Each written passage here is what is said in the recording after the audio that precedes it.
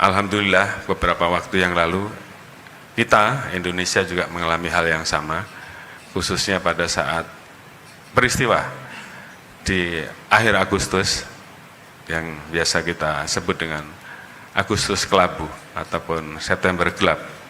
Namun alhamdulillah kita semua Indonesia mampu melewati seluruh tantangan tersebut sehingga peristiwa yang terjadi dapat segera kita atasi dan dampak serius yang terjadi bisa kita mitigasi sehingga tidak terjadi seperti di negara-negara lain. Oleh karena itu dalam kesempatan ini saya ucapkan terima kasih atas dukungan dan kerja dari seluruh anggota dan tentunya juga dukungan dari seluruh masyarakat dan stakeholder serta seluruh elemen bangsa sehingga stabilitas Kamtibmas kita dapat terjaga dengan baik, kondisi keamanan bisa kita pulihkan dan masyarakat bisa beraktivitas kembali dengan normal.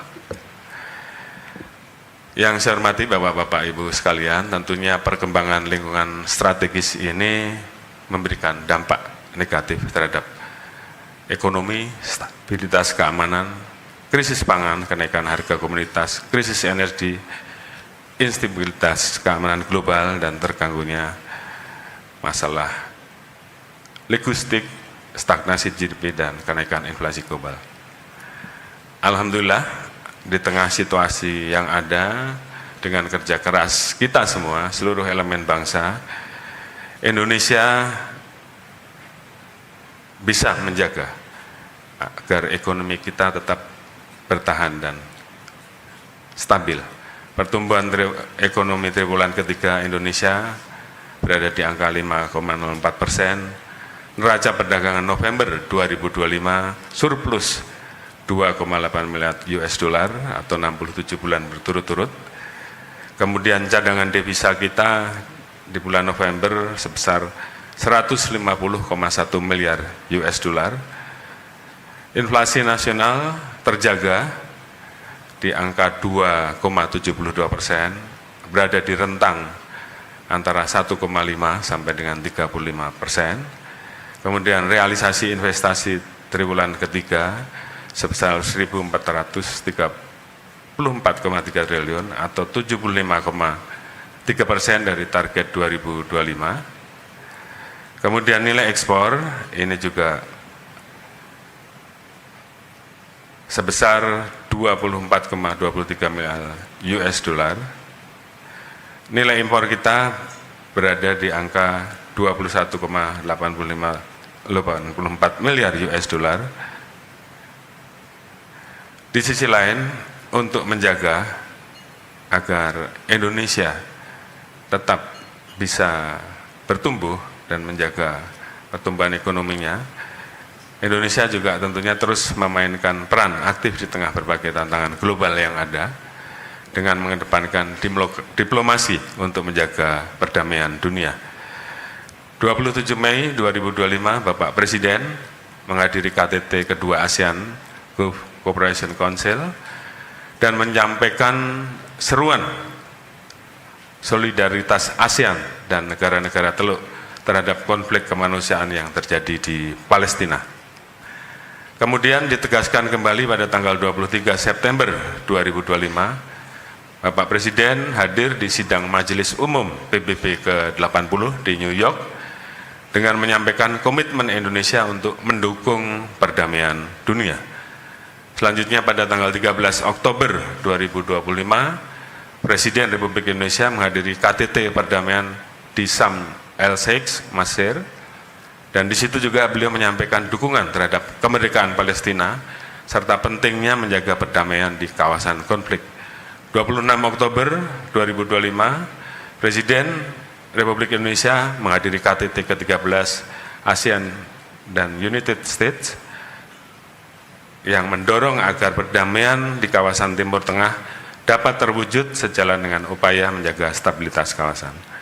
Di saat yang sama, Indonesia memperkuat posisi dan pengaruhnya melalui forum serta kerjasama internasional. 6 Januari 2025, berhasil mengumumkan Indonesia resmi menjadi anggota penuh BRICS yang artinya ini membuka akses terhadap pendanaan untuk proyek infrastruktur strategis melalui New Development Bank, sekaligus membuka akses baru terhadap pasar ekspor. Indonesia juga aktif dalam kerjasama kawasan, termasuk kehadiran Bapak Presiden di KTT APEX 2025 di Korea Selatan, yang ditujukan untuk meningkatkan kerjasama ekonomi kawasan, memperkokoh hubungan bilateral Indonesia dan negara-negara Asia Pasifik, terutama dalam penguatan kerjasama ekonomi dan pengembangan teknologi. Selain itu, Indonesia juga memperkuat hubungan bilateral dan kerjasama ekonomi strategis dengan kunjungan ke berbagai negara, antara lain Tiongkok, Amerika Serikat, Inggris, India, Turki, Mesir, dan seterusnya, sehingga memperoleh komitmen investasi baru lebih dari 1.000 triliun rupiah. Kaitannya dengan Uni Eropa, yang tercatat sebagai investor terbesar kelima Indonesia, pada tahun 2024 nilai mereka mencapai 30,4 miliar USD. Pada tanggal 22 September ditandatangani perjanjian antara Indonesia dan Eropa yang membuka ruang untuk meningkatkan ekspor Indonesia ke Eropa, terutama untuk komoditas sawit dan tekstil. Atas berbagai capaian tersebut, survei Economic Performance World Competitiveness Ranking menunjukkan bahwa pada tahun 2025 tingkat daya saing global Indonesia menempati peringkat ke-24 dari 69 negara, serta berhasil melampaui beberapa negara maju seperti Inggris yang berada di peringkat 32, India di peringkat 27, dan Italia yang berada di peringkat 31. Kemudian berdasarkan survei yang dilakukan oleh Lowley Institute, pengaruh diplomatik Indonesia menempati peringkat nomor 1 ASEAN dan 5 di dunia, serta negara dengan comprehensive power kedua di ASEAN dan nomor 9 di dunia dari 27 negara yang berpengaruh di Asia dan Pasifik. Tentunya berbagai capaian tersebut tidak terlepas dari pelaksanaan tugas Polri yang didukung oleh seluruh komponen bangsa, baik dalam memelihara stabilitas Kamtibmas, menegakkan hukum, serta memberikan perlindungan, pengayoman, dan pelayanan kepada masyarakat. Masyarakat memberikan penilaian positif terhadap kinerja Polri. Hal tersebut ditunjukkan dengan survei kepercayaan publik terhadap Polri yang terus menunjukkan tren yang positif dan memperoleh pengakuan baik dari lembaga survei internasional maupun nasional.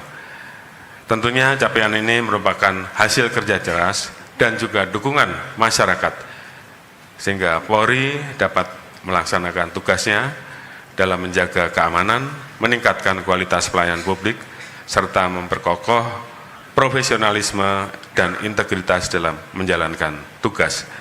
Tingginya kepercayaan Polri ini tentunya menjadi modal yang sangat penting bagi Polri untuk terus hadir sebagai pelindung, pengayom, dan pelayan masyarakat. Kemudian juga ada hasil survei dari The Global Safety Report yang dirilis oleh Gallup tahun 2025. Indonesia memperoleh skor 89 pada Law and Order Index yang menempatkan Indonesia pada peringkat ke-19 dari 144 negara. Indeks ini mengukur tingkat rasa aman masyarakat serta kepercayaan terhadap penegak hukum. Selain itu, dalam indikator Safe to Walk Alone at Night, sebanyak 83% responden di Indonesia menyatakan merasa aman berjalan di malam hari, sehingga menempatkan Indonesia pada peringkat ke-25 dari 144 negara. Data ini menunjukkan bahwa tingkat keamanan di Indonesia berada dalam kondisi yang baik dan dirasakan langsung oleh masyarakat. Beberapa waktu yang lalu, hasil survei Litbang Kompas yang dirilis pada November 2025 semakin menguatkan kepercayaan publik terhadap Polri di tengah dinamika yang ada. Dalam survei tersebut, Polri masuk dalam 3 besar lembaga negara paling dipercaya oleh masyarakat.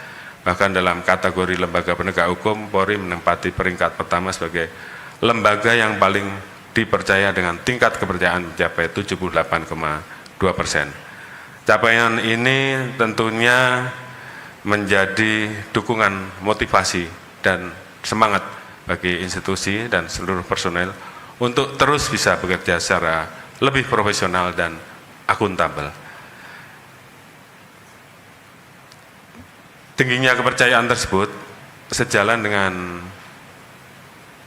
kondisi keamanan di lingkungan tempat tinggal, di mana hasil survei sebanyak 85% responden menyatakan merasa aman, sementara 13,1% merasa cukup aman dan hanya sebagian kecil yang merasa tidak aman. Selain itu, 84,1% responden menyatakan percaya bahwa Polri mampu melindungi masyarakat di wilayahnya. Tentunya kehadiran personel Polri di tengah masyarakat dirasakan membawa dampak positif. Dan ini tentunya tolong menjadi catatan bagi kita untuk terus ditingkatkan, terutama dalam menekan kriminalitas, menciptakan rasa aman, serta menjaga ketertiban dan stabilitas sosial. Mayoritas masyarakat juga tidak merasa takut terhadap kehadiran aparat kepolisian, melainkan merasa lebih terlindungi. Kemudian hasil penilaian dari lembaga survei riset internasional dan survei nasional tersebut tentunya membuat kita untuk terus melakukan perbaikan, berbenah, dan tidak berpuas diri.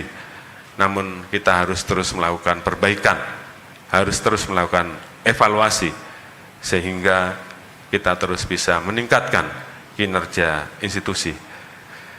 Saya tentunya menekankan kepada seluruh personel Polri untuk terus bekerja maksimal, bekerja dengan baik, bekerja dengan profesional, meningkatkan kualitas kinerja di bidang tugas sejalan dengan arah transformasi Polri, baik pada bidang operasional, bidang SDM dan pendidikan latihan, pelayanan publik, penegakan hukum, maupun pengawasan.